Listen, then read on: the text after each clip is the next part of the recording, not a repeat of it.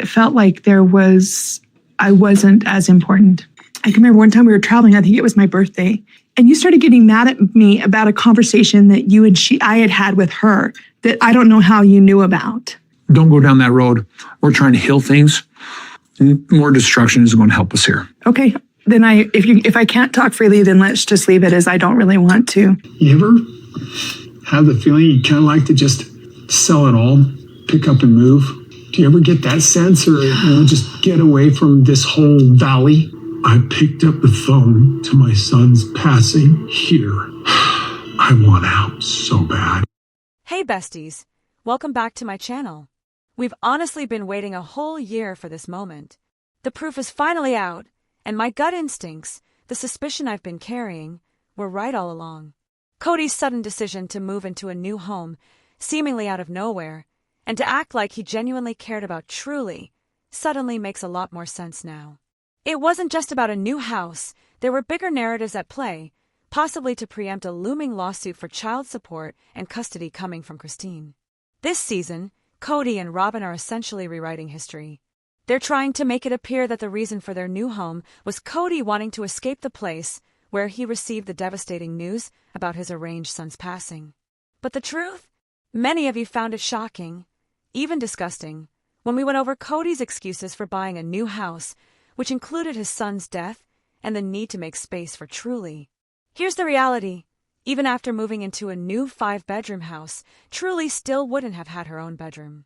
The main house alone already housed Brianna, Aurora, Ariella, Saul, and of course, Kody and Robyn themselves.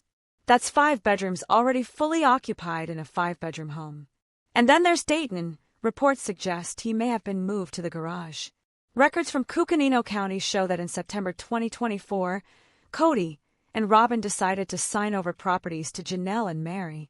After years of making insinuations and reminders that he owned more than the others and deserved more than them, suddenly, when Christine filed a lawsuit, Kody handed over 50% of his equity in Coyote Pass. That's roughly half of his ownership gone. A reduction of hundreds of thousands in assets, around $300,000 in total. At the same time, Kody set up a trust called the Withhold Trust. After years of keeping all home titles solely in his name, he and Robyn bought a much bigger and pricier home, taking out a $1.6 million loan. The strategy? By increasing their debt, they reduced their net worth, which in turn impacted liabilities used to calculate child support. And all of this was done while a court protective order explicitly forbade Kody from selling, switching, or disposing of assets. Meanwhile, Kody filed a countersuit against Christine, aiming for custody of Truly. On one side, he was diverting and hiding assets. On the other, he set up a legal trap to make Christine fight harder for her rights. Just before entering the discovery phase, he abruptly settled, effectively cutting off Christine's ability to subpoena and review records. So, what exactly were the red flags? First, asset diversion, transferring property to Janelle and Mary to reduce his reported equity. Second, ownership shielding through a trust. He created an irrevocable trust after taking out the loan, making it appear the property was no longer in his name. While courts can pierce a trust's veil if necessary, this move complicated child support calculations, making the property harder to trace. Then came the $1.6 million loan, a tactic called equity stripping. Kody pulled cash out of real estate sales, converted it, and took on more debt to lower net worth for child support formulas. By liquidating assets before settlement, he turned tangible property into cash, which could be quickly moved or hidden. If that money was transferred to a trust, Christine would again need a subpoena to access it. Kody even attempted to conceal the sale of his McMansion. The property was delisted and sold privately through select realtors on the MLS, but hidden from the public. Once a buyer was under contract, the sale went through quietly, and the record was finalized after the fact, violating the protective order. He sold a home, purchased a new one, increased debt, and potentially redirected the proceeds elsewhere. This would leave less liquid cash for Christine to claim. For those thinking this sounds extreme, it's important to note that this is the reality of how some polygamous men handle finances. Many are highly skilled at moving, hiding, and controlling money to avoid paying child support. By the time they agreed to sell Coyote Pass, the property was not publicly listed, and the buyer paid cash. Kody and Robyn walked away with 50% of the proceeds after taxes, insurance, and realtor fees. The path of this money remains unclear. It could have been reinvested, hidden in a trust, or spent in ways that further shielded assets from Christine and Truly. Meanwhile, Truly's comfort and safety in Kody and Robyn's home came into question.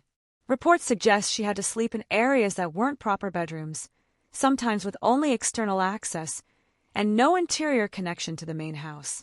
On other occasions, she slept in her brother Solomon's room with just a bed frame on the floor and no curtains.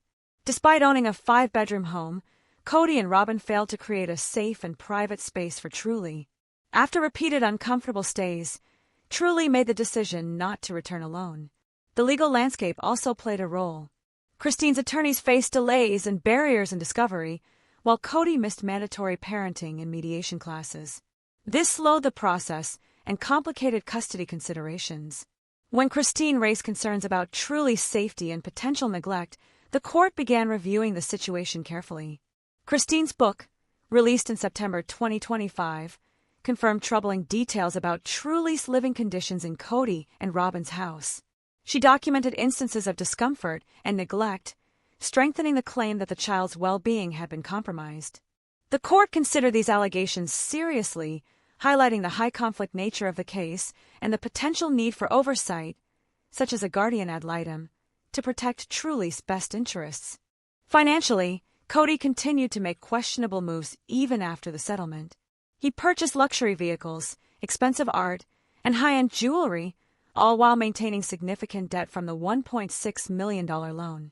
He bought limited edition artwork, filling his new home from wall to wall. These acquisitions not only reflected wealth, but also acted as a way to control and redirect financial resources outside of Christine's reach. Even after settling, Kody worked to seal the case from public view, an unusual move in Utah family court. While transparency is typically standard, especially in public figure cases, this effort prevented the public from seeing documents related to child support calculations, property transfers, and financial disclosures. By limiting access, Kody ensured that Christine, fans, and even other family members would have less insight into the full scope of his actions. As the dust settles, fans are left with many questions. How much of the money and property was intentionally hidden or redirected? How will this impact Truly's custody and future support? What role did Robyn play in these financial and legal maneuvers?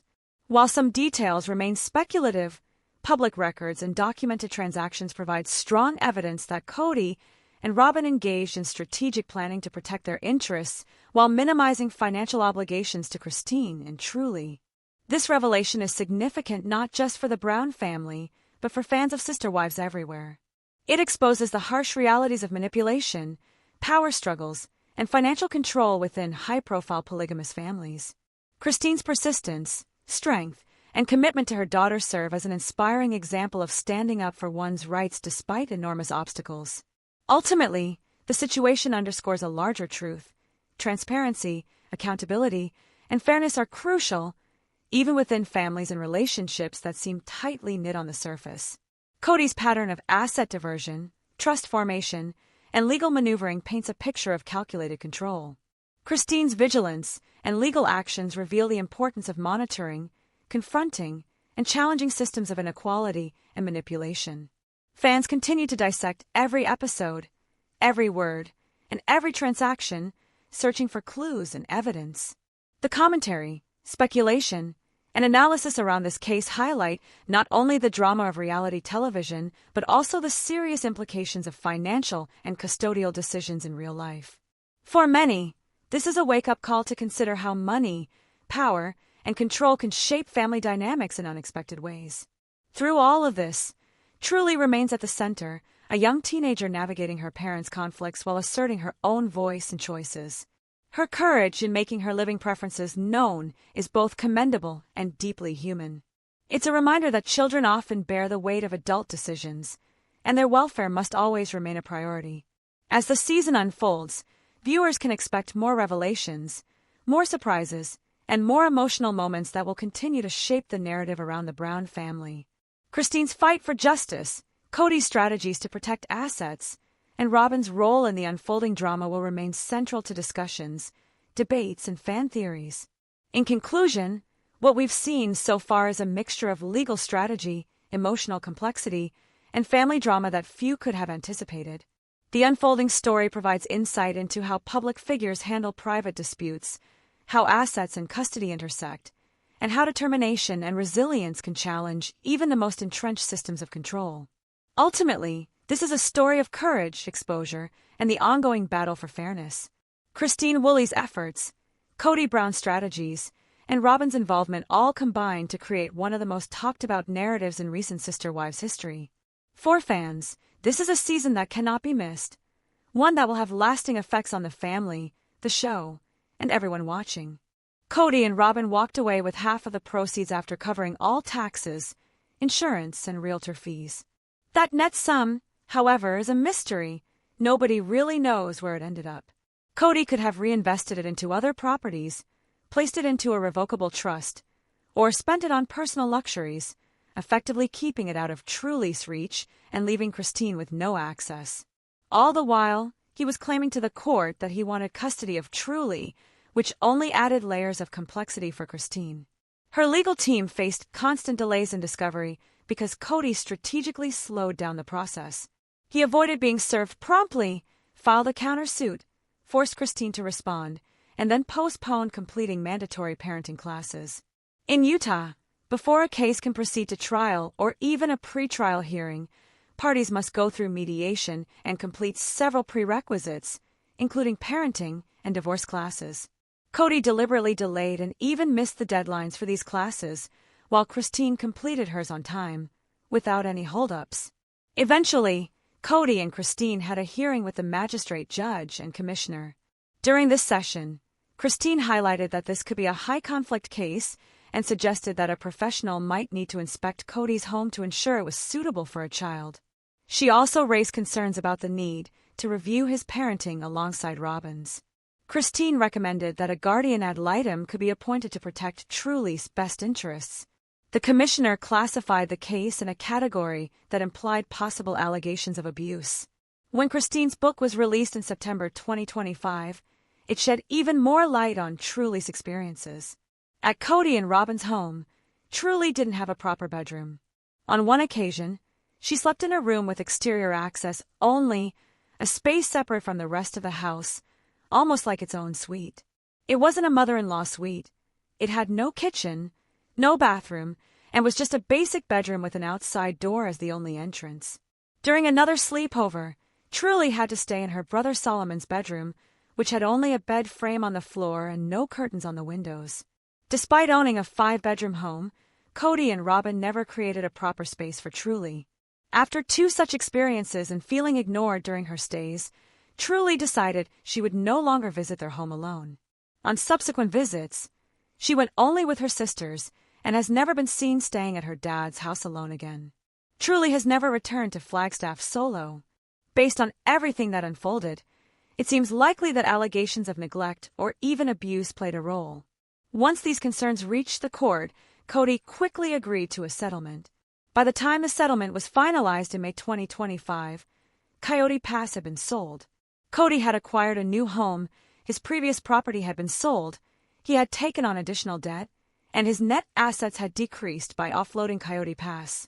He had increased his debt-to-income ratio by taking out a $1.6 million loan, which is still active today, with estimated monthly payments over $11,000. Around the same time, Kody purchased a Mercedes-Benz valued at over $100,000 and commissioned a piece of art worth more than $25,000 for Robyn. Both were also seen wearing matching high-end jewelry. Robyn received a large diamond ring, and both began wearing Rolex watches. Kody added Tiffany and Cartier pieces to his collection, while also acquiring trailers, trucks, and what he referred to as assets and artwork. Soon, their home was completely filled with art, every inch of wall space adorned with limited edition paintings bought from various artists, often costing tens of thousands of dollars. So, while Kody was liquidating assets, he simultaneously filled his house with expensive art and purchased luxury vehicles. Even though he settled the case, Kody didn't stop there. After finalizing the settlement, he moved to seal the entire case, which is highly unusual in Utah. Normally, documents detailing child support calculations, complaints, and rulings in family court are public records. By doing this, Kody effectively eliminated transparency and prevented the public from seeing the specifics. I'm sure they'll claim this move was to protect Truly, but it's clear Kody received special treatment as a public figure. I attended a hearing where multiple cases were being called in a public web session. Most cases were accessible to the public, but when Kody and Christine's case was called, everyone was asked to leave. This level of secrecy is not typical in Utah's family court system. By sealing the case, Kody ensured that critical information about his financial moves and parenting decisions remained hidden. The public was allowed to attend the hearing. But the moment Kody and Christine's case was called, everyone was suddenly asked to leave the courtroom.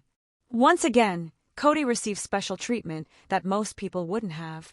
Because of this, we'll likely never have full transparency about what really happened in that case. Unless Kody stops paying child support and a new lawsuit is filed against him in the state, we simply won't know the full details. Or if a lien is ever placed on one of his properties, which so far hasn't happened, we won't be able to trace it. The truth is, we have no idea how much money he and Robyn may have taken or concealed from Christine and from Truly. Truly is now 15 years old. She celebrated her 15th birthday in April. In Utah, children who are 14 and older are allowed to have a say in where they want to live, and the judge is required to consider their preference. Once it became clear that Truly did not want to live with her dad, it seems likely that Kody gave up on that front, not before he and Robyn hatched their plan to take advantage of Christine financially. Now, Janelle and Mary were legally entitled to the assets of Coyote Pass. But Kody's actions weren't about fairness or ensuring they received what was rightfully theirs. No, his focus was entirely on reducing his equity and lowering his net assets. He sold the property, liquidated it, and then maneuvered the money so that it could be hidden, keeping it out of reach. Just imagine what could have been discovered if the case had gone to a full trial. With the level of secrecy and hiding that Kody engages in, it makes you wonder what else might be happening behind closed doors. Everything I've shared comes directly from public records, property documents, and court records that I once had access to regarding Kody. I can't say with absolute certainty that this is exactly what happened, but based on all the evidence available, it strongly appears that he was attempting to defraud Christine. This is my best estimation using the information that exists in the public domain. Now, seeing Kody on camera performing these actions at the same time the child support case was active seems to make it almost undeniable that this was a calculated effort to conceal assets. But again, that's my opinion. So Kody and Robyn's scheme to defraud Christine has now been exposed, albeit unintentionally. If you watch closely, there are subtle clues scattered throughout this season that reveal how they attempted to manipulate the situation and defraud both Christine and Truly out of child support. I'd love to hear your thoughts on this in the comments below. Don't forget to give this video a thumbs up if you found it informative. Make sure to subscribe to my channel if you haven't already, and click the notification bell so you never miss an update. Thank you so much for watching. Bye, besties.